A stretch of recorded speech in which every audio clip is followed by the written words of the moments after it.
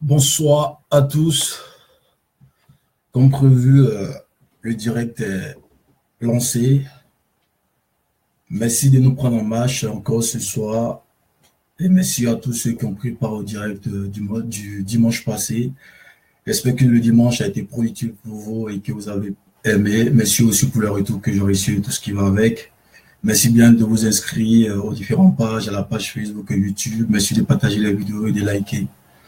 Avec plaisir encore, on va continuer le message de la dernière fois qui était le choix entre la foi et la peur.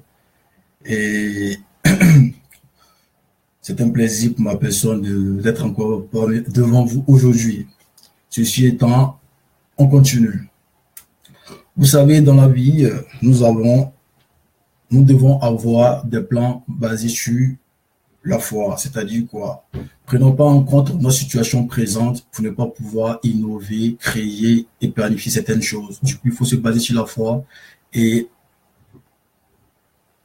inventer ou avoir l'intention de faire quelque chose, toujours en prenant appui sur notre foi. Vous savez, la peur veut nous dominer nos pensées, la peur veut voler notre joie, la peur veut voler notre paix, la peur veut voler notre gaieté, la peur veut nous empêcher de dormir. Et j'ai comme ça pour tendance de dire à mes siens que, vous savez, quand tu pries pour une situation X, il ne faudrait pas t'inquiéter ou douter derrière. Si tu sais que tu vas douter ou t'inquiéter derrière, c'est pas la peine de prier pour cette situation-là parce que quand on prie aveuglément, on doit s'attendre à un résultat positif derrière. Excusez-moi. L'inquiétude, vous savez, l'inquiétude, le stress, la perturbation sont les facteurs qui englobent la peur. De même que la prière, la sérénité, la tranquillité, la confiance sont des facteurs évidemment qui englobent la foi.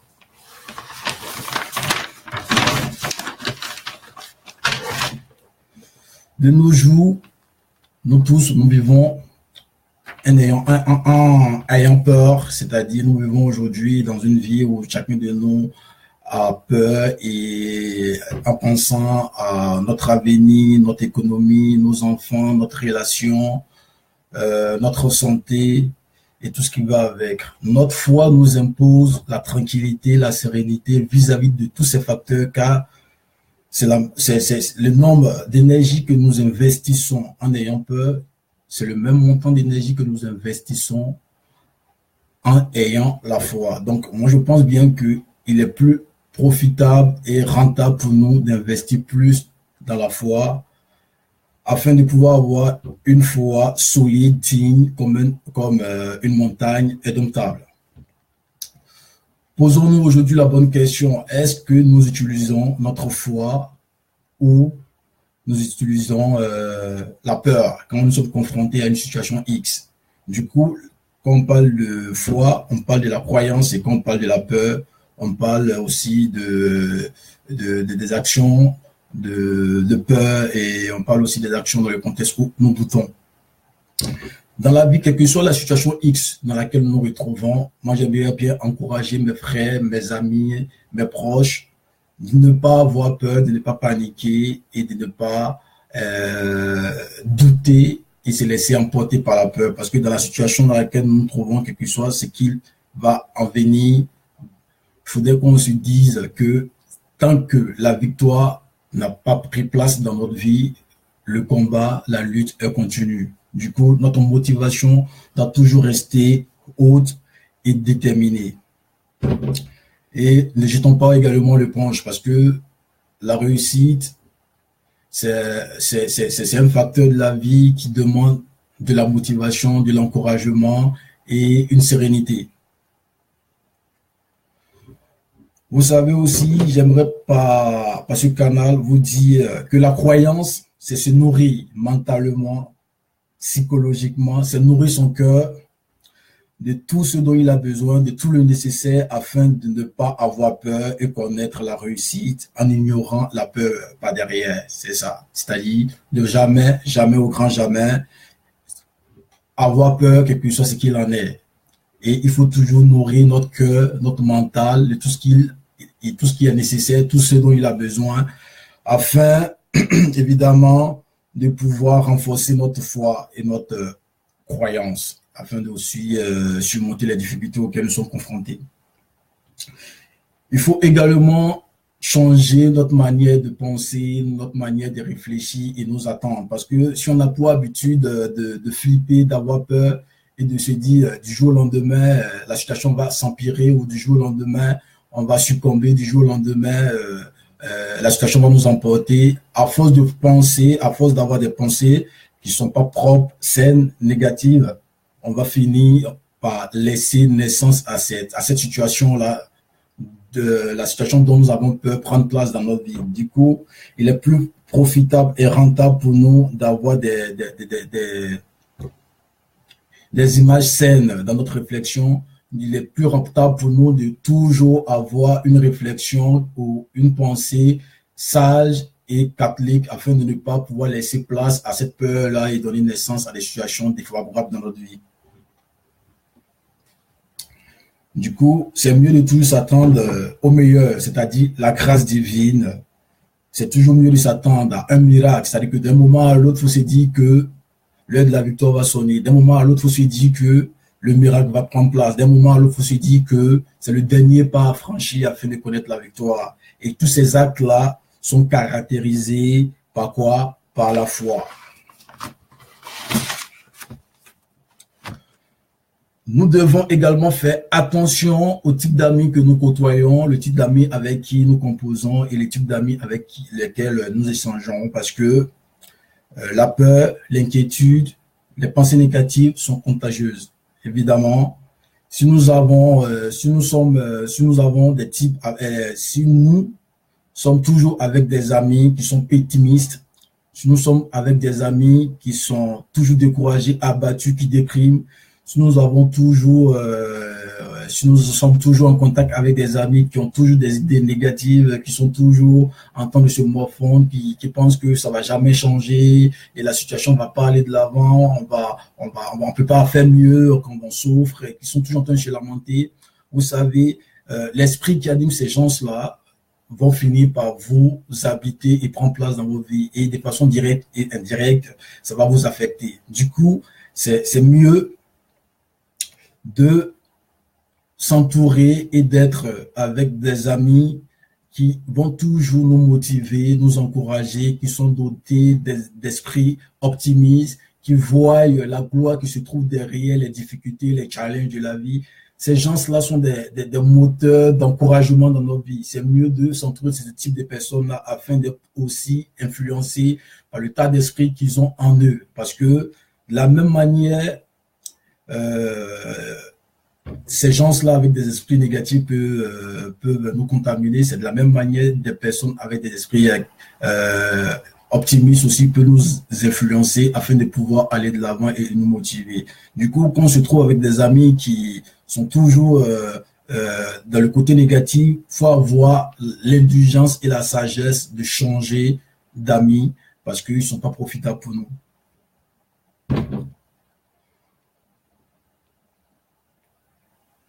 Vous savez, mes amis, mes frères, là où vous savez, là où vous trouvez, aujourd'hui, j'aimerais bien vous dire, il faudrait toujours croire en soi, parce que la situation dans laquelle tel ou tel n'a pas triomphé, cela ne veut pas dire que cette même situation-là, si nous on arrive, nous n'allons pas aussi triompher, parce que la vie fait grâce.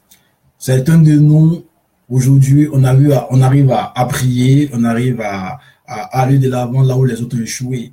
Donc, nous sommes tous différents, nous sommes des gens différents, nous avons des noms différents, nous venons des parents qui sont différents, et nous sommes des personnes bénies, sages, avec beaucoup de talent, et nous sommes aussi des gens qui peuvent toujours développer quelque chose, parce que nous avons aussi des faudis en nous.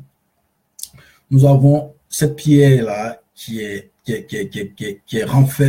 comblée de talent et de merveilles. Donc, donnons-nous cette grâce-là de pouvoir faire éclater de pouvoir faire éclairer, je vais dire, briller cette pierre-là qui est en nous, afin de pouvoir développer les talents qui sont endormis dans notre personne et aussi aller de l'avant et triompher.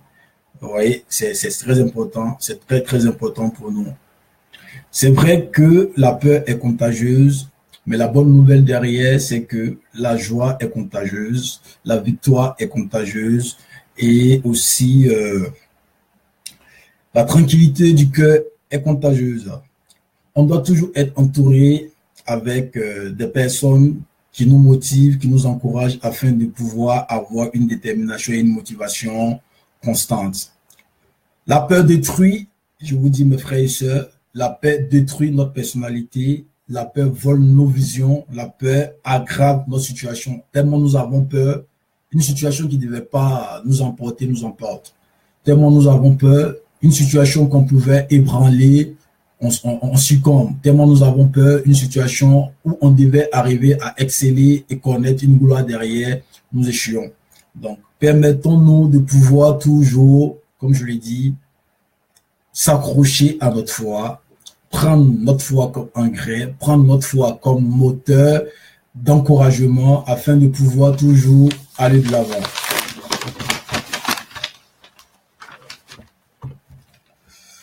Ne laissons pas, évidemment, la place aux pensées perturbatrices et négatives dans notre esprit.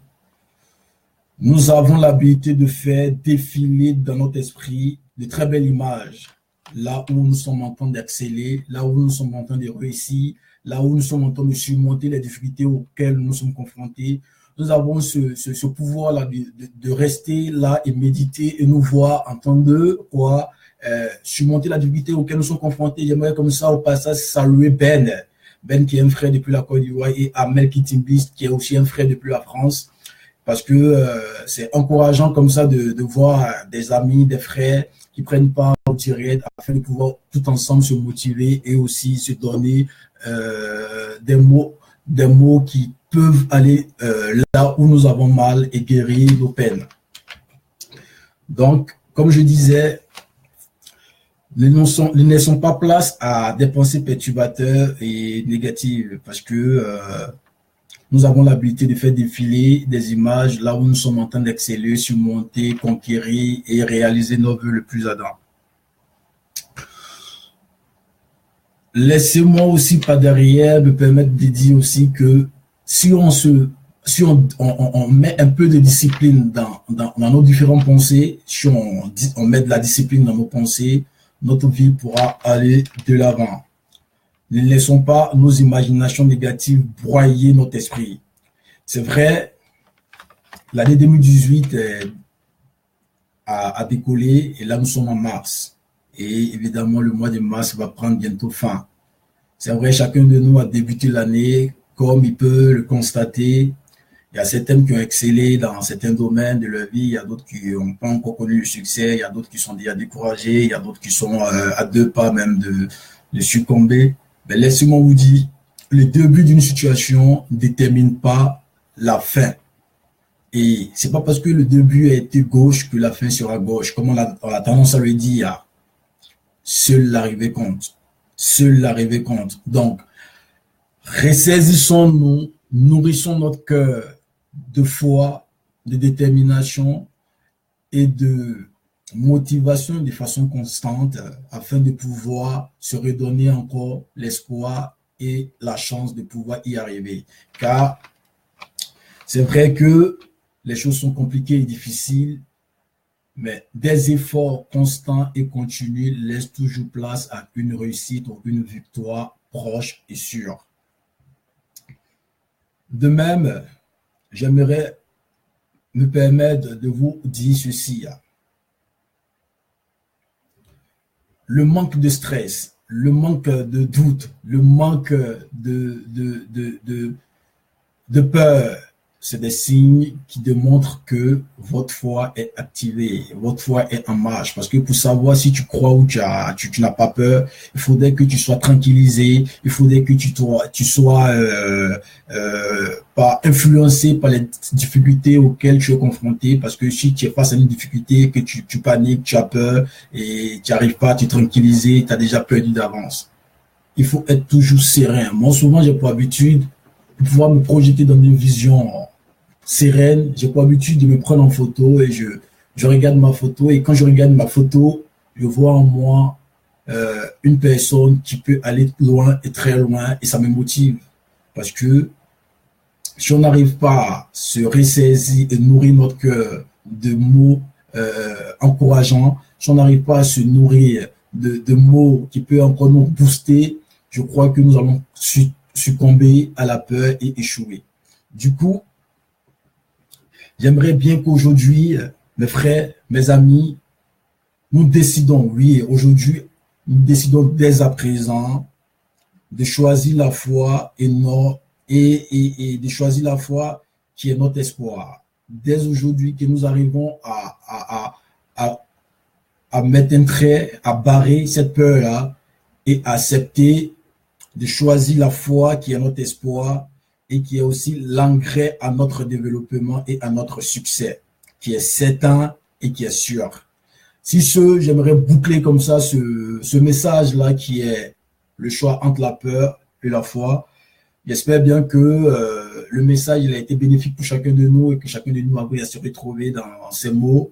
Et j'aimerais bien aussi par derrière que vous preniez le temps d'écouter le message, l'apprécier, laisser vos commentaires et dire s'il y a aussi des changements à faire, laissez vos impressions et partagez aussi la vidéo, abonnez-vous à la page YouTube parce que vous avez la totalité des messages là-bas que je réajoute aussi également. Et comme ça, je veux vous dire merci bien d'avoir pris le plaisir de vouloir bien m'écouter, qu'on se donne encore rendez-vous pour la semaine prochaine et que le meilleur reste toujours à venir et que la victoire est certaine pour les gens qui sont motivés, déterminés et qui ont toujours la foi qui n'est jamais place à la peur parce que la peur est la permission de quoi, de détruire, de voler et d'aggraver nos situations. Sur ce, bon courage et bonne force à vous là où vous êtes. Merci bien à tous les frères qui prennent en match le direct comme Sandé Alabi, mon frère depuis le Nigeria. Courage à toi et voilà, merci bien de prendre le direct en match et à très bientôt. Ciao et à la prochaine.